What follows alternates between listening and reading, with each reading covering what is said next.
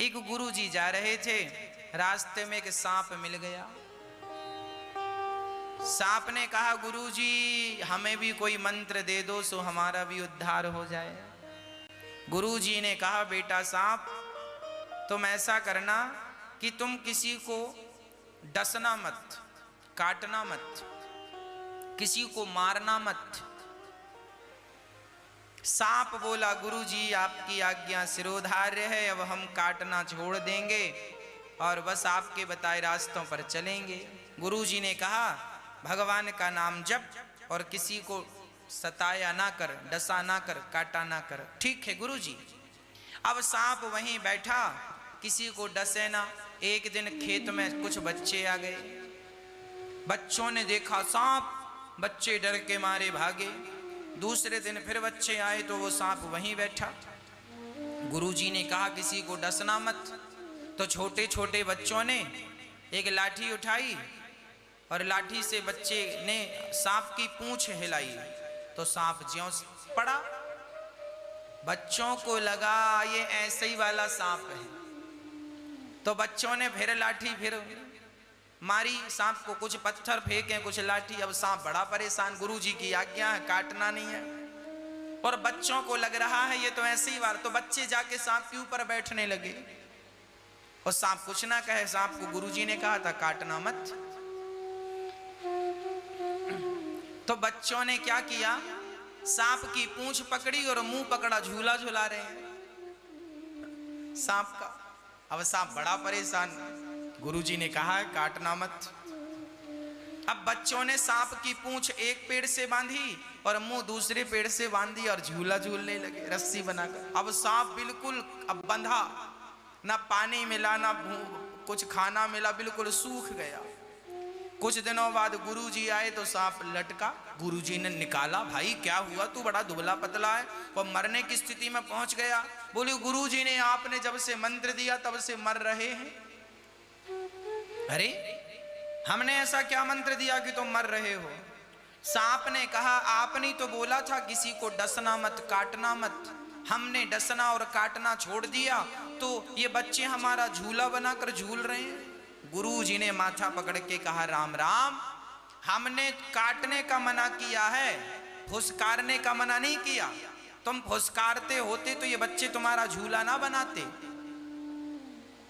काटो मत पर फुसकारो, है ना। अब दूसरे दिन बच्चे आए तो सांप ने जो फुसकारा बच्चे भागे। काटा नहीं उसने, डसा नहीं, पर फुसकारा। उसी तरह माँ बाप को चाहिए कि तुम अपने बच्चों को मारो मत पर फुसकारो।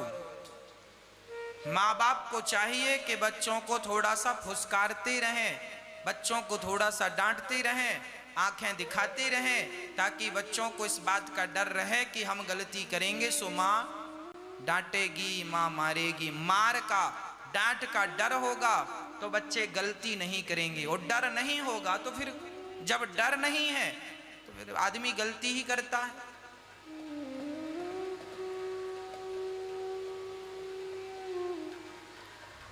डर जरूरी है। गांव में एक बालक बीड़ी पीने लगा, हमारे संग का। तो उसको किसी ने कहा, सुनो तुम बीड़ी पी रहे हो, तुम्हारे पिताजी से बताएंगे। वो डरा, ना ना ना ना, हमारे पिताजी से ना बताना, ये बहुत मारेंगे। जबकि वो बालक 27 साल का था।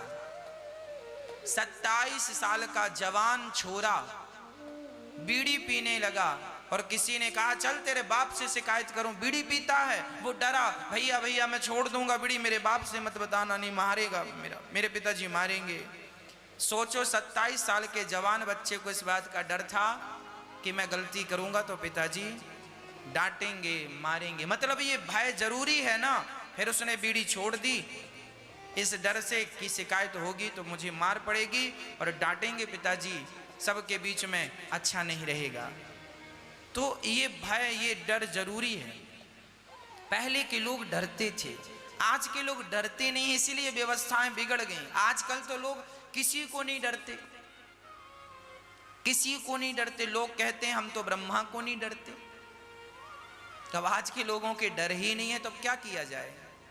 इसलिए डर जरूरी है, डरना बहुत जरूरी है। जिसके जीवन में डर नहीं है वह धर्मात्मा नहीं हो सकता, जिसके जीवन में डर है वह धर्मात्मा हो सकता है ना। ईश्वर की आंखों से ना गिर जाना, मुझे पहाड़ से गिरने का भय नहीं है, मुझे तो गोविंद की निगाहों से गिरने का भय है। पहाड़ से गिरा हुआ व्यक्ति खड़ा हो सकता है, परंतु नजरों से गिरा हुआ व्यक्ति कभी खड़ा नहीं हो सकता। धर्म की परिभाषा क्या है? तो आपका उत्तर क्या होगा? धर्म किसे कहते हैं? धर्म की अलग अलग परिभाषाएं हैं। स्त्री धर्म अलग है, राज धर्म अलग है, पुत्र धर्म अलग है, पिता धर्म अलग है, पति धर्म अलग है, अतिथि धर्म अलग है। स्त्री का एक ही धर्म है, पातिव्रत धर्म। स्त्री का एक ही धर्म होता है, केवल पति की सेवा करना। इसलिए स्त्रियों का जल्दी से उद्धार हो जाता है, स्त्रियों की दुर्गति कम होती है, स्त्रियां नरक कम जाती हैं। क्यों? क्योंकि स्त्रियां यदि अपने पति से प्रेम करके, यदि वो अपने पति की सेवा करके केवल पतिव्रता बन जाएं, पातिव्रत धर्म को अपना लें, तो इतने भर से उनका कल्याण हो जाता है। पर कोई स्त्री पतिव्रता ना बन जाए, ना बन पाए, तो फिर वो भी नरक जाती है। ज्यादा उम्मीद पुरुषों की होती है नरक जाने की। पुरुष क्यों जाता है नरक? अधिकांश, सारे नहीं। क्यों? क्योंकि पुरुषों के सामने धर्म अलग अलग बहुत सारे हैं। सुनिए, हम गृहस्थों की कुछ बात करते हैं, धर्म से जुड़ी हुई ये भागवत जी का प्रसंग है, सुनिएगा। स्त्री का केवल एक धर्म है कि पति की आज्ञा का पालन करे, बस उसका काम पूरा हो गया। इसी से वो भगवान के धाम को चली जाएगी, इससे ज्यादा उसे कुछ नहीं करना। अब कोई स्त्री अपने पति को छोड़कर और फिर मनमानी करे तो फिर वो भले नरक जाए, वो भले पापों का दंड भोगे। पर स्त्री पूरी जिंदगी केवल अपने पति की आज्ञा का पालन करे तो उस स्त्री का कभी पतन नहीं हो सकता।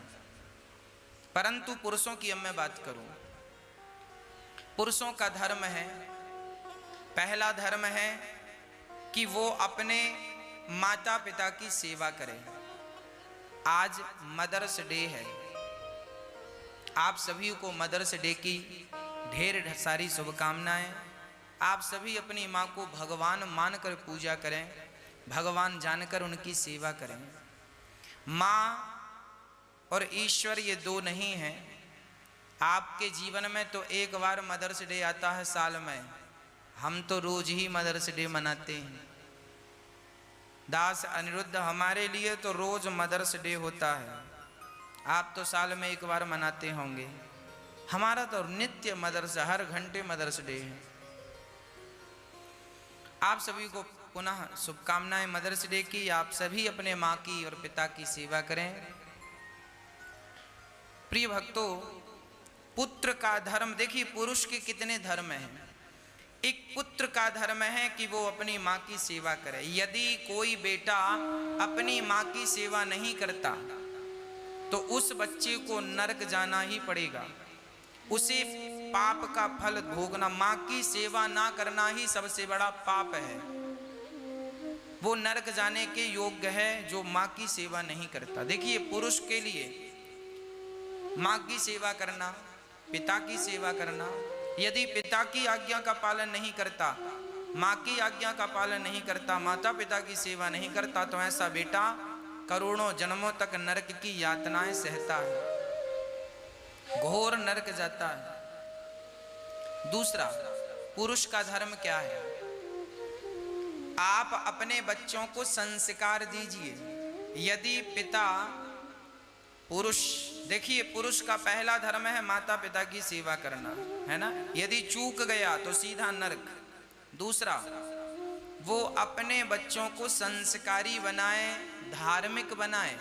यदि आप अपने बच्चों को संस्कार नहीं दे पाए, आपके बच्चे चोरी करने लगे,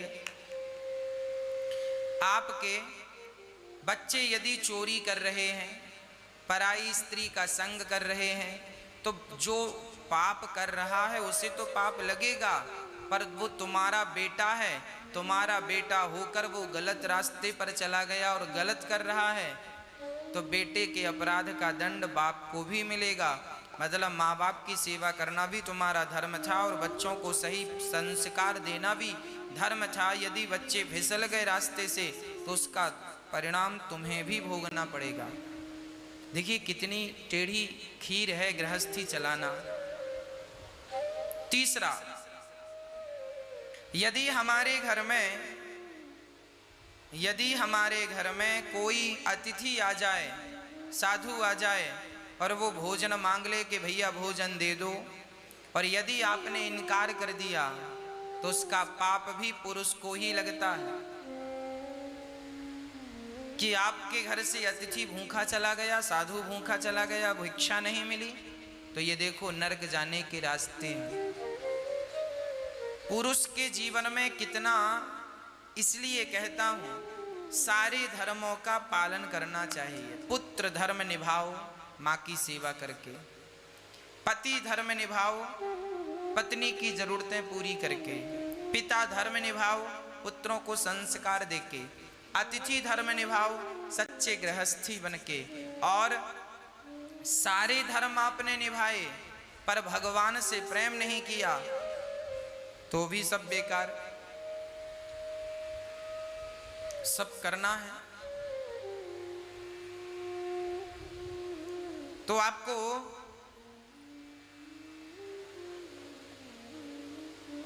क्या करना है? ठीक है, आपको भगवान से प्रीति भी करना है, भगवान से प्रेम भी करना है। ये हम सभी के धर्म है। सत्य बोलना हमारा धर्म है, दया करना हमारा धर्म है, सेवा करना हमारा धर्म है। ये सब हमारे धर्म ही है। इन धर्मों की बेड़ियों में बंधे रहोगे ना तो सुखी रहोगे। और यदि धर्म की बेड़ियों, जैसे समुद्री जहाज होते हैं, समुद्र में नाव होती है, नदी में नाव होती है, जब किनारे पर नाव आती है ना तो नाव चलाने वाला केवट नाविक नाव को जल्दी से खूंटे से बांध देता है। यदि नाव खूंटे से बंधी है किनारे तो कितना भी तूफान चले नाव का बाल भी बांका नहीं होगा। और यदि नाव बांधना भूल गया केवट तो क्या होगा? नाव बिना केवट के नदी में जा सकती है, उलट पलट सकती है, थोड़ा सी हवा चली तो पानी में डूब सकती है।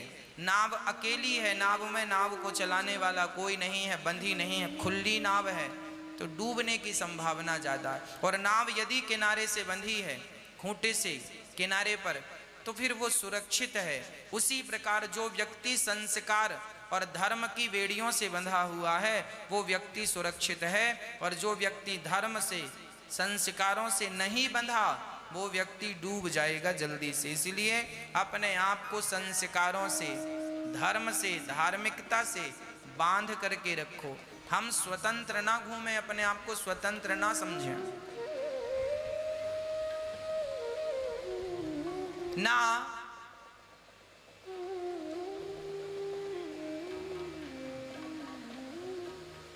ना तो स्त्रियों को स्वतंत्रता है ना पुरुषों को।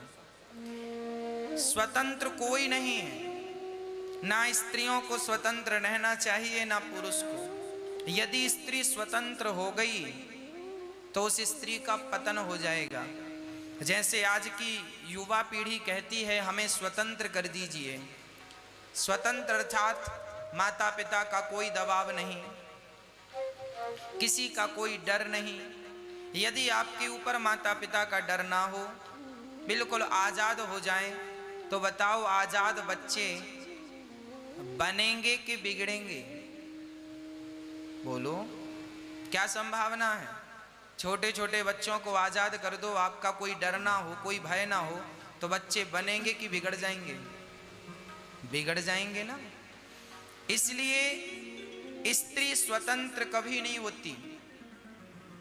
जब बच्ची का जन्म होता है तो वो पिता की परवरिश में होती है, पिता के अधीन होती है, पिता उसकी रक्षा करता है, पिता उसकी देख रेख करता है, पिता की आज्ञा से वो इस लड़की चलती है। जब विवाह होता है तो स्वतंत्र नहीं है, फिर वो पति के बंधन में बंध गई, और पति नहीं है तो पुत्र के बंधन में बंधी है। मतलब स्त्री कभी स्वतंत्र नहीं है और होना भी नहीं चाहिए। पुरुष भी स्वतंत्र नहीं है, पुरुष भी स्वतंत्र ना समझे अपने। जो पुरुष अपने आप को स्वतंत्र मान लेगा, अभी तो मुझे डर है माता पिता का, मैं गलत रास्ते पर ना जाऊं, गलत निर्णय ना करूं, नहीं तो पिताजी डांटेंगे, नहीं तो माँ डांटेगी, है ना। तो ये डर होना चाहिए। जिसके सिर पे ये डर है वो कम बिगड़ते हैं, और जिनके सिर का डर खत्म हो गया। इसीलिए कहता हूँ माँ बाप से कि थोड़ा थोड़ा बच्चों को भय भी जरूरी है। भय बिन हो ही न प्रीत, बिना यदि भय है तो भय उपयोग में लाइए। आजकल के बच्चों को कोई भय नहीं है। जिसके सिर पे भय नहीं है वह बच्चे बिगड़ जाते हैं, रास्ता भटक जाते हैं, क्योंकि कोई भय नहीं है, कोई डांटेगा नहीं, कोई कुछ कहेगा नहीं, बिगड़ गए। तो भय जरूरी है। माता पिता का भय हो, जब वो पढ़ लिख जाएं, समझदार हो जाएं, तो उनको धर्म का भय होना चाहिए। धर्म का भय क्या होता है? पहले के लोग, आप पुराने लोगों से कहेंगे ना कि भैया जरा हमारी झूठी गवाही दे दो, हम 5,000 रुपए देंगे, तो पुराने लोग कहते थे भैया 5,000 खर्च हो जाएंगे, पर जो झूठ बोलेंगे वो खर्च नहीं होगा, भोगना पड़ेगा। पहले के लोग बचते थे झूठ बोलने से। मतलब पहले के लोगों को डर किस बात का था? धर्म का डर था कि हमारा रास्ता ना बिगड़ जाए, परलोक ना, झूठ बोलने से परलोक बिगड़ जाएगा, इसलिए लोग झूठ नहीं। देखिए पहले माँ बाप का डर था, अब धर्म का डर है। ये डर जरूरी है। यदि ये डर ना हो तो व्यक्ति राक्षस हो जाए। रावण को डर नहीं था किसी का, तो देखो राक्षस हो गया। पर राम जी को डर था कि मैं पिता की आज्ञा नहीं मानूंगा तो मेरा धर्म चला जाएगा। धर्म का डर था तो राम जी भगवान बन गए, और रावण के सिर पे कोई डर नहीं था तो आज गली गली पुतले जलाए जा रहे हैं। अब आप निर्णय कीजिए कि आपको डरना जरूरी है या नहीं। मेरे को भी डर है इस बात का कि मेरे भगवान मुझे देख रहे हैं, मैं क्या कर रहा हूं, सही या गलत, उसका निर्णय ईश्वर देंगे। इसलिए हम सबको धर्म से डरना चाहिए। धर्म से डर का अर्थ यह हुआ कि हमसे अधर्म ना हो जाए। झूठ बोलना अधर्म है, धर्म का डर बना रहे। ये डर बना रहे कि देखो ये गलत ना करना, हम धर्ममय जीवन हमारा है। तो जीवन में सबके ऊपर डर। यदि आपने गाय घर पे बांधी है तो आपने गाय को खूंटे से बांधा है ना। गाय को जब आप छोड़ते हैं तो वो सही दिशा में चलती है। कई गाय, कई बैल लापरवाह होते हैं, किसी की फसल में घुस जाते हैं। फिर क्या होता है? गाय चराने वाला जो ग्वाला है वो आकर के उसे डांटता है, फटकार लगाता, गैया तुरंत फसल से निकल के सीधी चलती है। फिर वो उसे डराता है गाय को, एक धीरे से लाठी भी जमा देता है। इसलिए जमाता है लाठी ताकि कल से गाय फसल में घुसकर किसी का नुकसान, और जब एक लाठी पड़ जाती है ना तो फिर वो दोबारा गैया घुसती नहीं है खेत में। उसे पता चल जाता घुसूंगी तो लाठी मारेगा, हाँ या ना। मैं गैया चराया हूं, मैं जानता हूं। गाय घास खाती खाती खेत में घुस जाती है फसल खाने के लिए, तो उसे डराना पड़ता है। वो डरती है तो कल से नहीं जाती, और नहीं डरे तो सीधी दौड़ के फसल में ही जाती है नुकसान करने के लिए, है ना। तो डर जरूरी है, सबको डर जरूरी है।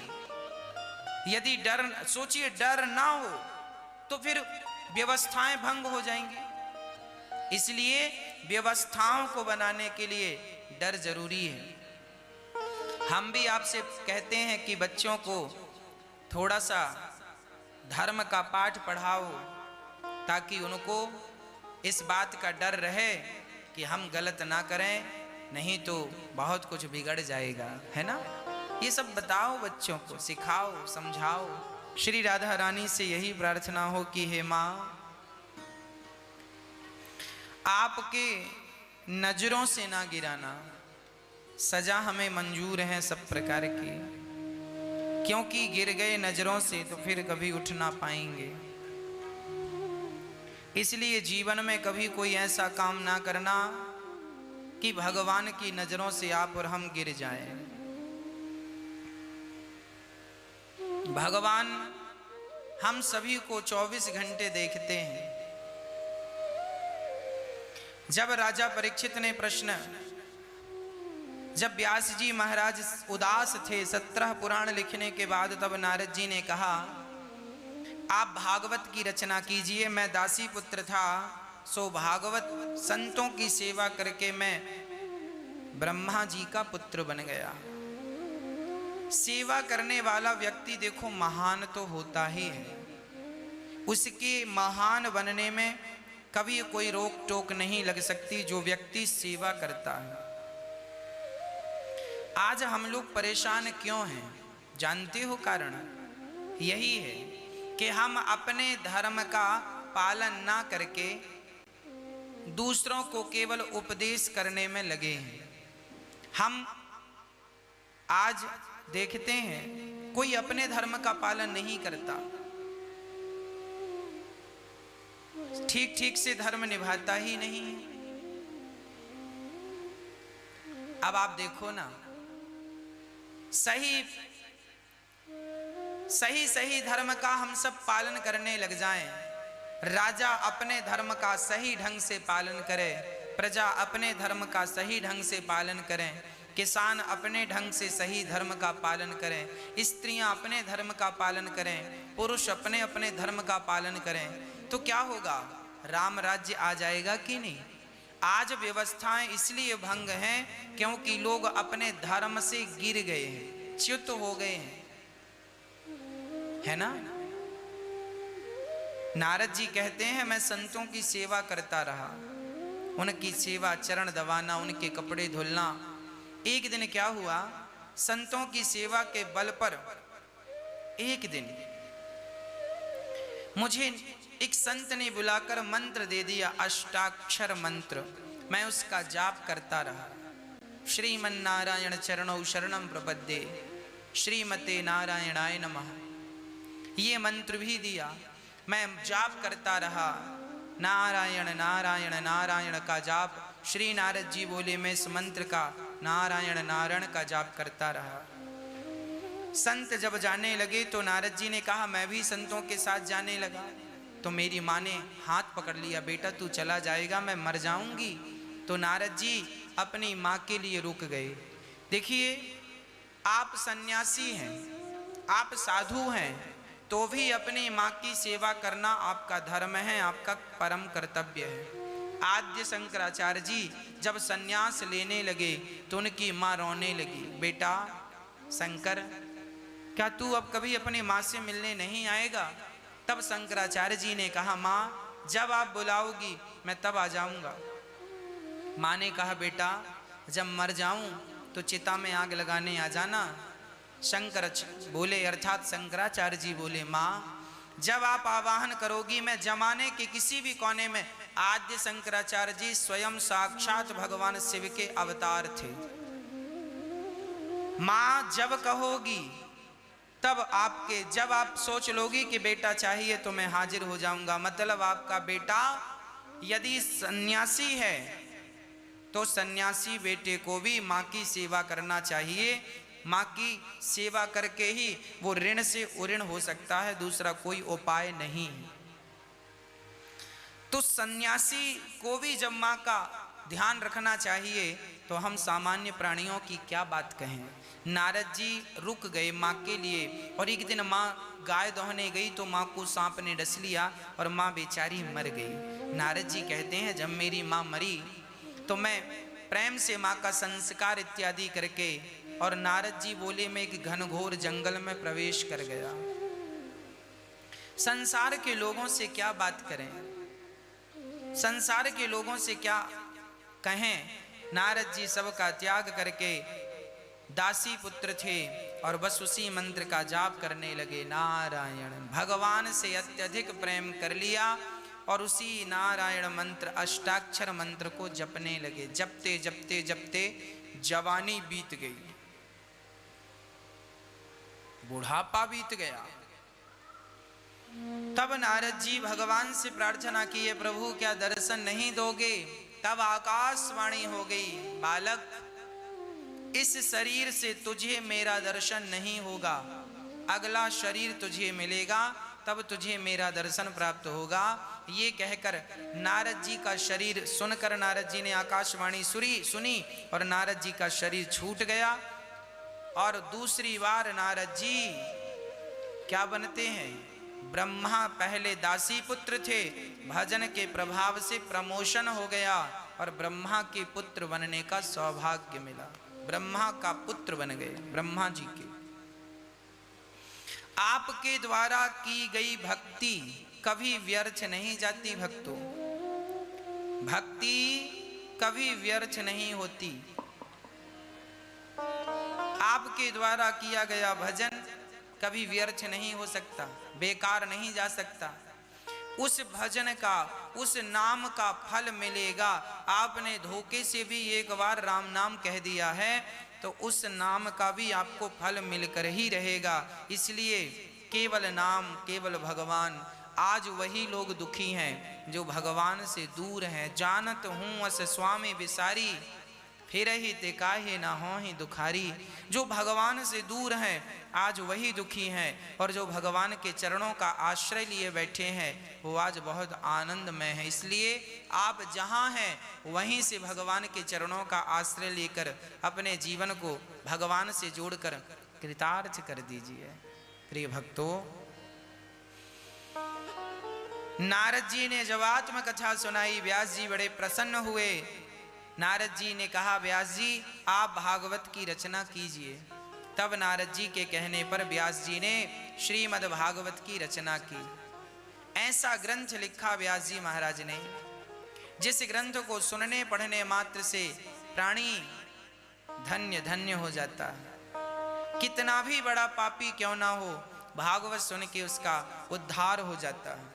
अच्छा, भागवत की शुरुआत व्यास जी ने महाभारत के युद्ध से की। व्यास जी महाभारत के युद्ध में लिखते हैं, महाभारत का एक सुंदर सा प्रसंग आप जानते हैं। देखिए, आप अपना अधिकार यदि छोड़ देते हैं तो आपके नाम से रामायण लिखी जाएगी, और आप यदि अपने अधिकार को मांग लेते हैं तो आपके नाम का महाभारत लिखा जाएगा।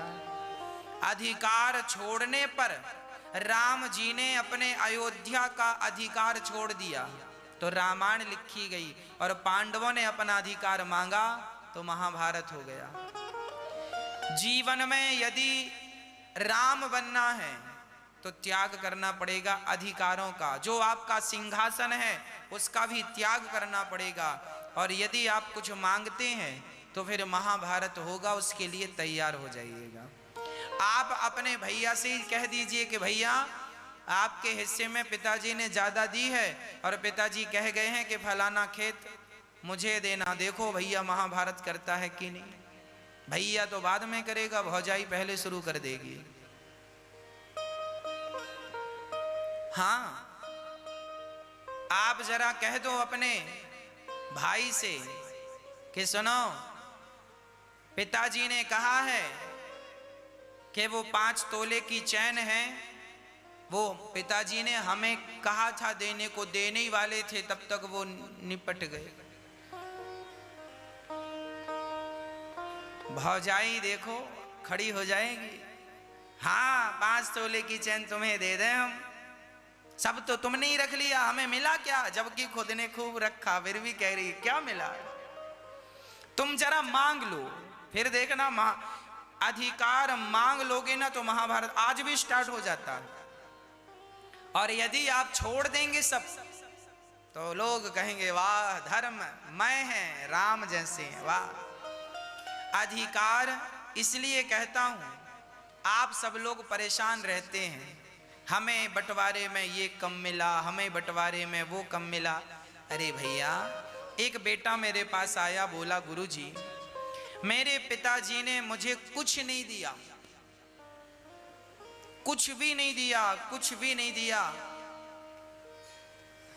क्या कहूं मैं तो कमा करके खाता हूं, नहीं कमाऊं तो भूखा मर जाऊं मेरे पिता को, जबकि मेरे पिता के पास बहुत संपत्ति है। मेरे बड़े भाई को उन्होंने सब दे दिया, मुझे एक रत्ती नहीं दिया। बहुत रो रहा था। मैंने उसे समझाया, बेटा तुम यदि ये सोचकर रोओगे कि तुम्हारे पिता ने तुम्हें कुछ नहीं दिया तो तुम सदा ही रोते रहोगे, कभी ये ना कहो कि तुम्हारे पिता ने कुछ नहीं दिया। मैंने कहा बेटा ये जो तुम्हारा शरीर है सुंदर सा, ये जो तुम्हारी ताकत है तुम्हारी भुजाओं में, ये शरीर किसकी बदौलत मिला है? माँ बाप की बदौलत ही तो तुम्हें ये सुंदर सी काया मिली है, शरीर मिला है। ये शरीर पाकर भी तुम रो रहे हो कि पिता ने कुछ नहीं दिया। अरे करोड़ों लोग ऐसे हैं जो जीरो से अपना काम स्टार्ट करते हैं और करोड़पति बन जाते हैं। आप पिता के नाम पर रोते रहेंगे तो सदा ही रोते रहेंगे, और अपने आप को यदि अपने आप को कामयाब बनाने के लिए कदम बढ़ाएंगे तो आपके पिता के पास जितनी दौलत है उससे ज़्यादा दौलत तो आप कमा सकते हैं अपने पुरुषार्थ से, अपनी मेहनत से। मेहनत करने पर विश्वास रखिए, रोने पर विश्वास ना रखिए। हमारे भारत की विडंबना यही है, लोग रोते ज़्यादा हैं, मेहनत कम करते हैं। कुछ भी हो गया बस रोने बैठ जाओ, उनको लगता है रोएंगे तो सब अच्छा हो जाएगा। पिता ने कुछ नहीं दिया तो रो, भाई ने कुछ नहीं दिया तो रो। हम तो कहते हैं रोना भी डिक्शनरी से गायब कर दो, रोइए मत। जीवन में कमजोर मत अपने आप को समझिए। आप अपने आप को कमजोर कह देंगे ना तो आप सचमुच कमजोर हो जाएंगे। आप रोया ना कीजिए, कोई बात नहीं, पिता ने कुछ नहीं दिया ना, आपके पास पाँव है ना चलने के लिए, यही सबसे बड़ी संपत्ति है। चलो अपने लक्ष्य की ओर बढ़ो। आप दुनिया के सबसे सफल कामयाब व्यक्तियों में आप भी कामयाब हो सकते हैं, सफल व्यक्ति हो सकते हैं जब आप अपनी मेहनत पे भरोसा रखेंगे और भगवान के चरणों में भरोसा रखेंगे। तो हम तो बस यही निवेदन करते हैं कि अपने रिश्ते नातों को बढ़िया तरीके से चलाइए। महाभारत का युद्ध क्यों हुआ, जरा इस पे एक छोटी सी दृष्टि डाल लेते हैं। यदि धृतराष्ट्र ने सही वक्त पर सही बंटवारा कर दिया होता तो फिर कभी झगड़े ना होते, और धृतराष्ट्र के अंदर लोभ ना जागा होता। अपने बच्चों 100 बच्चों के लिए ज्यादा लोभ जागा, और 100 बच्चों को लोभ के कारण पांडवों को जुआ खेलने धृतराष्ट्र जी ने बुलाया और जुआ खिलाकर पांडवों का सारा धन शकुनी के टेढ़े पांसों से सब जीत लिया। ये किसका षड्यंत्र था? इसमें बाप बेटे दोनों का षड्यंत्र था। दुर्योधन और धृतराष्ट्र ये दोनों मिले हुए हैं। धृतराष्ट्र ने ही तो कहा था धर्मराज युधिष्ठिर से, बेटा युधिष्ठिर दुर्योधन की इच्छा है कि तुम जुआ खेलो। तब देखो दादाजी ताऊ जी कह रहे हैं बच्चों से कि तुम जुआ खेलो। मैं आपको महाभारत की सारी कथा नहीं सुनाने बैठूंगा, मैं आपको केवल ये निवेदन कर दूं कि महाभारत से सीखने लायक क्या है, जो शिक्षाप्रद बातें हैं वो मैं आपको समझाऊं। यदि मेरी इन बातों को अमल पर ले आएंगे तो आपके जीवन में कभी महाभारत नहीं होगा, और यदि नहीं लाएंगे अमल में तो सदा महाभारत ही छिड़ा रहेगा। लिख कर रखिएगा भक्तों, धृतराष्ट्र की जिम्मेदारी थी। पितामह भीष्म ने समझाया था, विदुर जी ने समझाया था, गुरु द्रोणाचार्य जी ने समझाया, धृतराष्ट्र जी सुनो धृतराष्ट्र, पांडवों को उनका अधिकार दे दो, जो तुम्हारे हिस्से का अधिकार है वो तुम ले लो। पर धृतराष्ट्र अपनी सिंहासन छोड़ने को तैयार नहीं, जबकि हस्तिनापुर के सिंहासन पे धर्मराज युधिष्ठिर का अधिकार था, क्योंकि क्षत्रियों में यह होता था कि बड़ा बेटा ही राजा बनेगा। धृतराष्ट्र जिस गद्दी पर बैठे थे, एक्चुअली धृतराष्ट्र अंधे थे, इसलिए उन्हें राजा नहीं बनाया गया था, पांडु को राजा बनाया गया था। तो पांडु हस्तिनापुर के राजा थे, और पांडु जब जंगल गए तो कुछ दिनों के लिए राज्य खाली ना रहे राजा के बिना, तो अपने भैया को बिठा गए। पांडु अपने भाई धृतराष्ट्र को बहुत प्यार करते थे, तो धृतराष्ट्र को बिठा के गए कि तुम संभालना। अच्छा, पांडु जंगल गए भैया को बिठाकर कि हम आएंगे तो हम संभाल लेंगे। और जब पांडु जंगल गए तो जंगल में पांडु की मृत्यु हो गई। अब देखो समझिएगा, भाई मर गया और बड़ा भाई सिंहासन पर ऐसा बैठा कि अब छोड़ने कोई तैयार नहीं है। पांडु के बड़े बेटे धर्मराज युधिष्ठिर, भाई बाप का सिंहासन तो बेटे को ही मिलेगा ना, बड़े बेटे को, और ये नियम था क्षत्रियों का। तो इस हिसाब से उस सत्ता के अधिकारी धर्मराज युधिष्ठिर थे। पर धृतराष्ट्र पुत्र मोह में इतने उलझ गए कि वो पांडवों का राज्य उन्हें ना देकर अपने बच्चे दुर्योधन के लिए समेटने लगे। देखिए, अधिकार ना देने से महाभारत हो गया कि नहीं। और यहां रामायण में कैकेयी ने कहा राम वनवास जाओ, राम जी ने कहा जो आज्ञा मान, चल रहे हैं।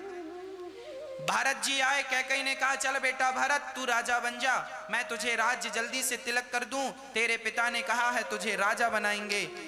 राम जी ने भी राज्य लेने से मना कर दिया और भरत भी राज्य लेने से मना कर दिए। यहां त्याग ही त्याग है। भरत जी कहते हैं मैं अयोध्या का राजा नहीं बनूंगा, भैया राम बनेंगे। और राम जी कह रहे हैं मैं अयोध्या का राजा नहीं बनूंगा, पिता ने भरत को कहा है भैया भरत तुम बन जाओ। बड़ा भाई कह रहा छोटा भाई बन जाए, छोटा भाई कह रहा बड़ा भाई बन जाए। और यहाँ पांडवों और कौरवों में कौरव कह रहे हैं मैं छोड़ूंगा ही नहीं। कितना अंतर, एक युग बदला तो इतना विचार बदल गया। द्वापर के सतयुग त्रेता के विचार ऐसे थे। त्रेता का भाई ऐसा होता था कि अपने भाई के लिए राज सिंहासन भी छोड़ने को तैयार है। और द्वापर का भाई ऐसा है कि भैया मरा तो उसकी संपत्ति में धृतराष्ट्र कब्जा करके बैठ गए, नहीं छोड़ूंगा, अपने बच्चों को दूंगा। और लालच बुरी बला, संत कह गए हैं कि मक्खी गुड़ में गड़ी रहे, पंख रहे लिपटाय, हाथ मलहे और सिर धोने, लालच बुरे बला। धृतराष्ट्र को सबने 100 बार समझाया पर बिल्कुल समझ नहीं आया। अच्छा, यही दुर्घटनाएं हम गांव और शहर में घर घर देखते हैं। आज हम क्या देखते हैं सुनो। एक बाप के 4 बेटे होते हैं, एक बाप के 2 बेटे होते हैं। माना कि किसी के 4 बेटे हैं, किसी के 2 बेटे हैं। तो एक समझदारी मैं आपको कह रहा हूं, समझिएगा। बाप को चाहिए, पिता को चाहिए कि समय रहते बच्चों को दे दे, भाई तुम्हारा ये है, तुम्हारा ये है। कल को तुम नहीं रहे तो फिर बच्चे आपस में झगड़ा करेंगे कि ये वाला हमारा। दोनों बच्चों को बिठाओ, चारों बच्चों को बिठाओ और चारों के मन की सुन लो। भाई बेटा तुम चारों निर्णय कर लो तुम्हें क्या क्या लेना है। यदि तुम्हारी 10 एकड़ जमीन है और तुम्हारे 4 बच्चे हैं तो तुम 2-2 एकड़ जमीन चारों को दे दो। 8 एकड़ चली गई, 2 एकड़ बची है तो तुम बुढ़ा बुढ़ी अपने पास 2 एकड़ रख लो। और जो बेटा तुम्हारी सेवा करे तो लिख दो वसीयतनामा में कि जो हमारी सेवा करेगा ये 2 एकड़ उसकी है। इस लालच में सब बढ़िया सेवा करेंगे, बंटवारा। आजकल के माँ बाप बंटवारा करना भी नहीं जानते, इनको बंटवारा करना नहीं आता। क्यों? निर्णय लेना सबके बस की बात थोड़ी है। सही निर्णय यदि बाप सही वक्त पर ले ले तो कभी भाई भाई का झगड़ा ना हो। कई बार भाई भाई का झगड़ा इसलिए होता है क्योंकि माँ बाप सही निर्णय सही वक्त पर नहीं ले पाते। एक छोटा सा उदाहरण समझिए। एक गांव में एक पिताजी हैं, अभी वो मरे नहीं, उनकी मैं घटना, मैं आंखों देखी बात सुना रहा। एक गांव में एक पिता हैं और उनके 6 बच्चे हैं। बच्चे हैं 6, और अब 6 बच्चे इतने बड़े हो गए हैं कि उनके बच्चों का भी विवाह हो गया और बच्चों के भी बच्चे बड़े बड़े हो गए। फिर भी वो बूढ़ा आदमी कहता है मैं अपने जीते जी बंटवारा नहीं करूंगा। बड़ा भैया कहता है पिताजी जो जमीन देनी है सो दे दो, उस जमीन से हम अपने खर्चे पूरे कर लें। छोटा कहता है पिताजी जो देना है सो दे दो, हम अपने खर्चे। बाप कहता है तुम लोग साथ में रहो, हम तुम्हें जीते जी नहीं देंगे। अब इस चक्कर में सारे भाइयों में विवाद होता है। अब पता नहीं बुढ़े को क्या सूझा है, बांटता ही नहीं, देता ही नहीं। इस निर्णय से क्या होगा? सारे भाइयों का प्रेम खत्म हो जाएगा, सारे भाइयों में विवाद चालू हो जाएगा। अच्छा, बाप जिसके साथ रहता, एक बेटे के संग बाप रहता है तो सारा पैसा उसी को देता। अब वो 5 बेचारे मुंह ताकते फिरते हैं। ये जो पिता का मोह, अरे आजकल ना पिता लोग किसी एक बच्चे से ज्यादा प्रेम करते हैं। एक से ज्यादा प्रेम किया और दूसरे की तरफ देखा भी नहीं। तो भैया प्रश्न खड़ा हुआ, जब तुमसे नहीं संभल रहे तो इतने बच्चे पैदा काहे किए हो? हाँ, किसने कहा था?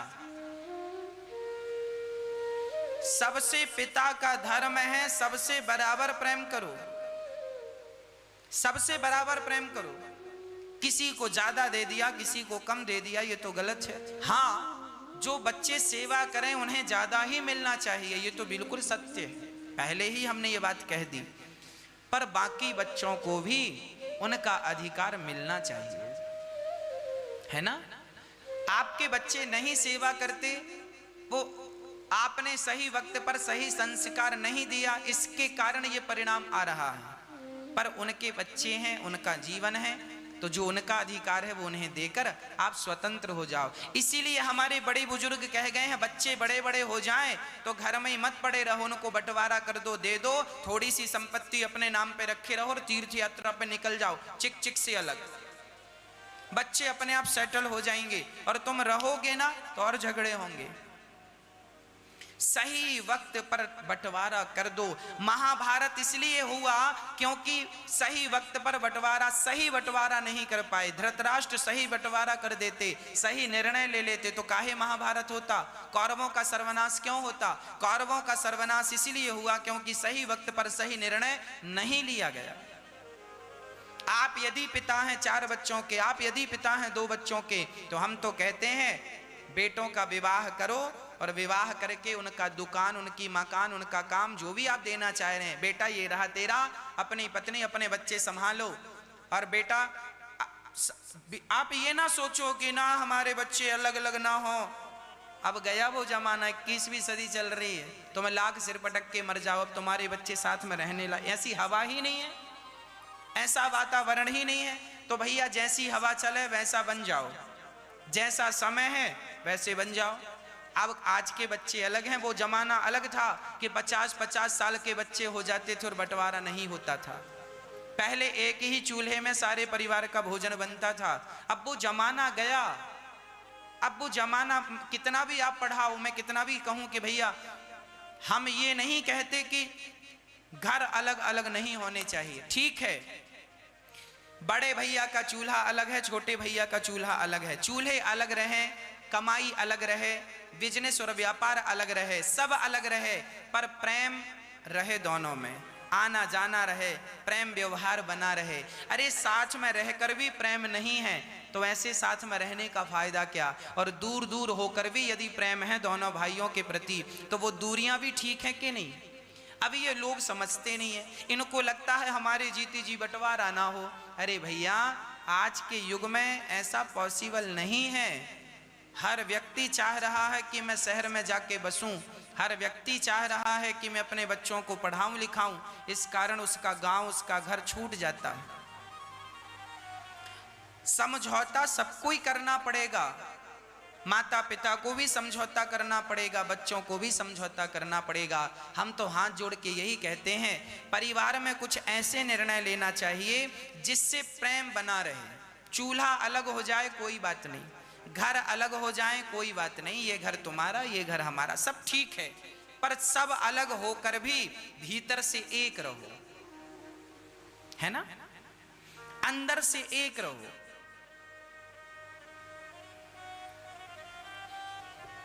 यदि आप अंदर से एक हैं तो सब बढ़िया है। आपने कभी संतरे को देखा होगा, संतरा बाहर से एक दिखता है पर भीतर से कली की कली अलग अलग होती है कि नहीं? और खरबूजा और तरबूजा ये बाहर से अलग अलग, उनमें लाइनें अलग अलग बनी दिखती हैं पर अंदर से एक होता है। बात समझ में आई? संतरा बाहर से एक है पर भीतर से बटा हुआ है, और खरबूजा अंदर से एक है बाहर से बटा हुआ है। तो आपका जीवन खरबूजा जैसा हो कि आप बाहर से तो बटे हुए नजर आए पर भीतर से एक हो। ये आप गृहस्थियों का धर्म होना चाहिए, आपका ये जीवन होना चाहिए। और आजकल लोग उल्टा बाहर से एक दिखाने की कोशिश करते हैं और भीतर से बटे हुए हैं, है ना? तो आपको ऐसा नहीं करना कि आप बाहर से सबके सामने अलग अलग घर हो, आपके अलग अलग इनकम हो, अलग अलग दुकान हो, गाड़ी हो, सब बंगला हो, आपका सब कुछ हो, भगवान करे, पर भीतर से प्रेम बहुत ज्यादा हो। हम तो ये निवेदन करेंगे बस। बाकी आप सब समझदार हैं, क्या निर्णय लेने हैं लेना, ऐसे धृतराष्ट्र जैसे निर्णय ना लेना, नहीं तो महाभारत होगा। मैं फिर समझा रहा हूं, धृतराष्ट्र के एक निर्णय ने सर्वनाश कर दिया। अपने धृतराष्ट्र के निर्णय ने किसी का कुछ नहीं बिगाड़ा, अपने ही पांव में खुद के बेटे मरे के नहीं, 100 बेटे आपस में लड़के मर गए। कौन जिम्मेदार है? धृतराष्ट्र जी। किसे कहोगे जिम्मेदार? आप स्वयं जिम्मेदार हैं धृतराष्ट्र जी, आप खुद जिम्मेदार हैं। बहुत समझाया था लोगों ने पर बड़े होशियार बन रहे थे, नहीं सुनेंगे किसी की बात, केवल दुर्योधन की और शकुनी की सुनेंगे। और जब आप विद्वानों की बात नहीं सुनते, समझदारों की बात नहीं सुनते, अपनों की बात सुन के अपने हिसाब का निर्णय लेते हैं तो सर्वनाश होता है। उचित निर्णय लेना सीखिए, अनुचित निर्णय लेना मत सीखिए। महाभारत के युद्ध में 99 कौरव मारे गए, एक बचा दुर्योधन। दुर्योधन की भी जंघा भीम भैया ने अपने गदा के प्रहार से तोड़ दी। और जब जंघा तोड़ने लगे तब बलराम जी तीर्थ यात्रा से आ गए। अच्छा, महाभारत के युद्ध के पहले भगवान कृष्ण ने बलराम जी से कह दिया था आप तीर्थ यात्रा पे चले जाओ। बलराम जी होते ना तो बलराम जी का प्रिय शिष्य था दुर्योधन। भगवान समझ रहे थे कि बलदाऊ भैया कहीं सामने खड़े ना हो जाए तो झंझट हो जाए, तो तीर्थ यात्रा पे भेज दिया। और जब जंघा तोड़ने लगे ना तो आ गए सामने खड़े होके बलराम जी, कन्हैया ए भीम, तुमने दुर्योधन की जंघा पे गदा मारा और गदा युद्ध का नियम होता है कि उसे कमर के नीचे नहीं मारा जाता, कमर के नीचे गदा मारने का अधिकार नहीं है, गदा युद्ध का नियम है। पहले युद्ध भी धर्ममय होते थे और ये धर्म युद्ध था। धर्म क्षेत्र कुरुक्षेत्र समवेतायुत्सव, ये धर्म युद्ध था। परंतु परिणाम क्या हुआ? परिणाम यही हुआ कि बलदाऊ भैया बिगड़ गए, बोले भीम तुमने अपराध किया है, मैं तुम्हें मारूंगा। अब तो दुर्योधन की जान में जान आई कि गुरुजी आ गए, अब मैं बच जाऊंगा। तब भगवान श्री कृष्ण आ गए, बलदाऊ भैया आप यहां क्यों आए हैं? बलदाऊ भैया बोले मैं अधर्म को रोकने आया हूं। ये भीम गलत कर रहा है, उसकी जंघा पे बाण ये गदा मार रहा है, ये गलत है, ये बिल्कुल गलत है।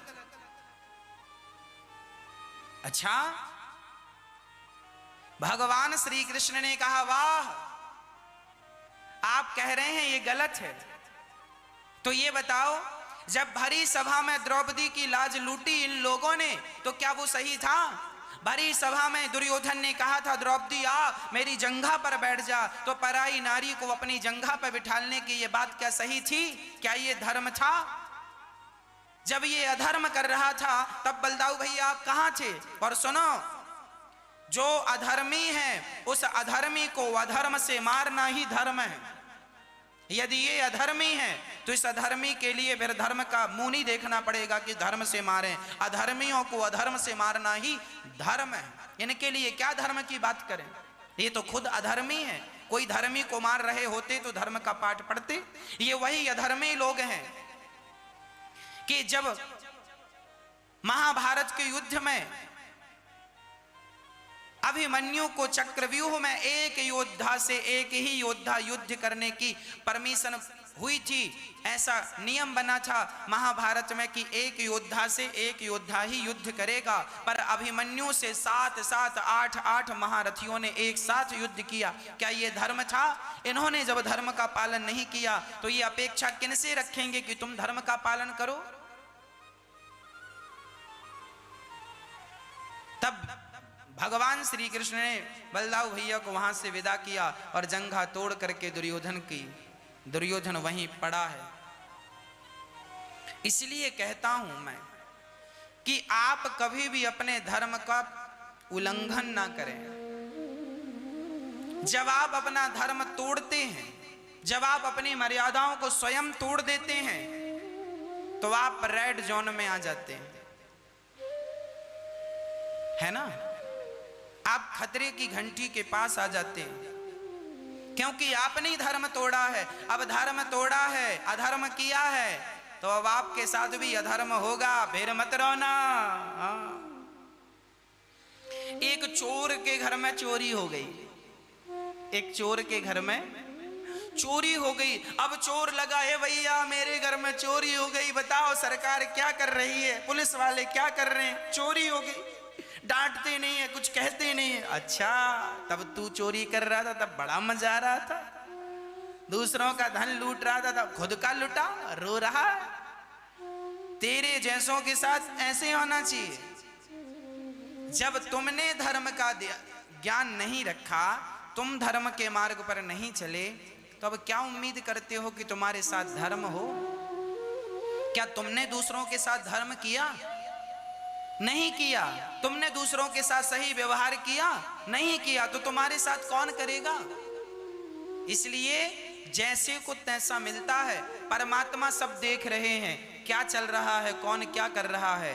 हाँ, भगवान सब नोट कर रहे हैं। ईश्वर की दुकान में सब लोगों का खाता, किसी को कौड़ी कम नहीं देता, किसी को दमड़ी ज्यादा, समझदार तो चुप रह जाता, मूर्ख शोर मचाता। हाँ प्रिय भक्तों, महाभारत का युद्ध हुआ, दुर्योधन की जंघा तोड़ी गई। गुरु द्रोणाचार्य के बेटे अश्वत्थामा आए और उन्होंने कहा मित्र बताओ आपकी क्या इच्छा है, मैं उसे पूरी करना चाहता हूं। दुर्योधन रोता हुआ बोला मित्र मेरी तो सारी इच्छाएं लगभग पूरी हो गई, एक इच्छा रह गई। क्या? बोले मैं पांडवों को मरा हुआ देखना चाहता हूं। देखिए जरा,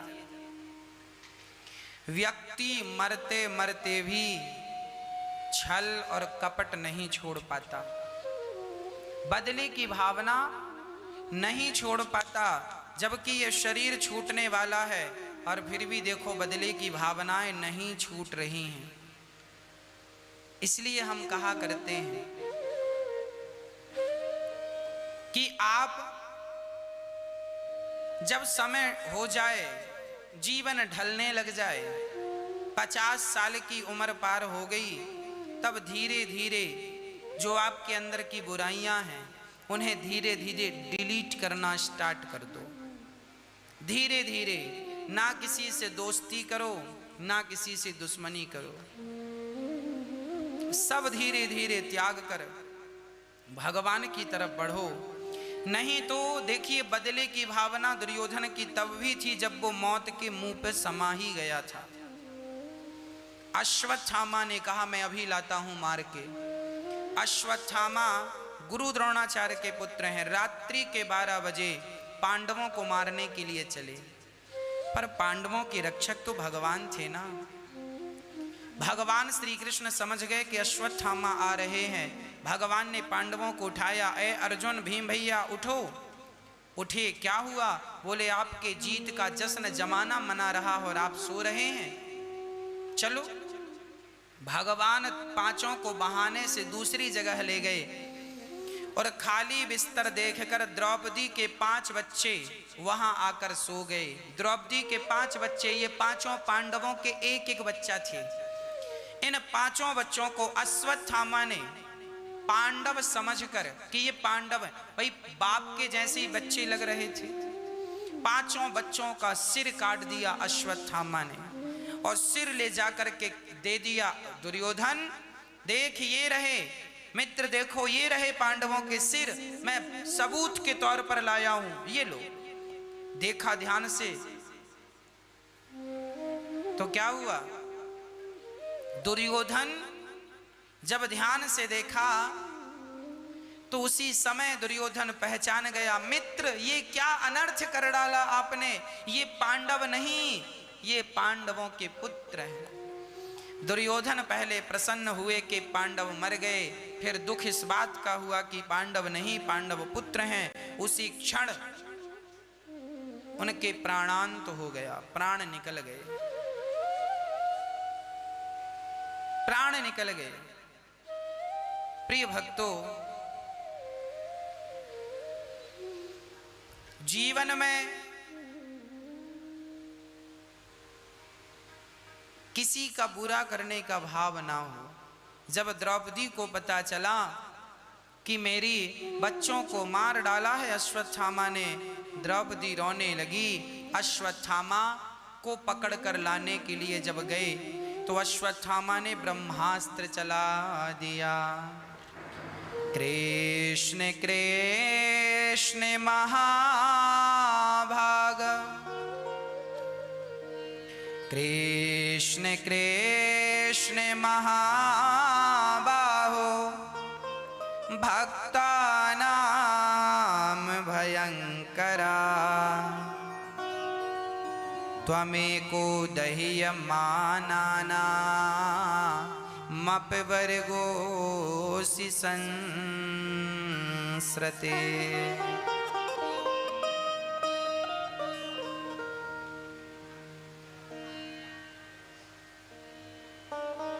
अर्जुन बोले, श्याम सुंदर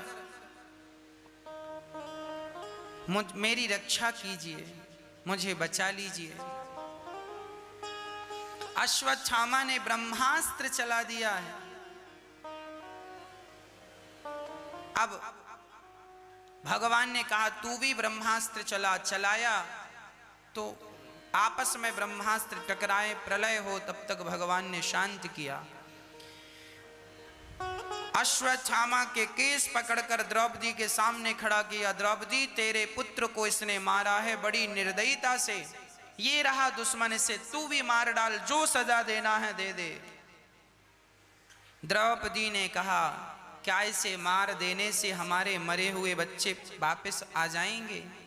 नहीं ना, इसलिए इसे मत मारो।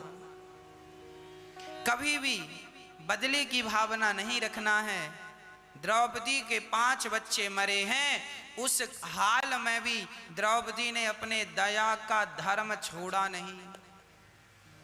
दया धर्म का मूल है,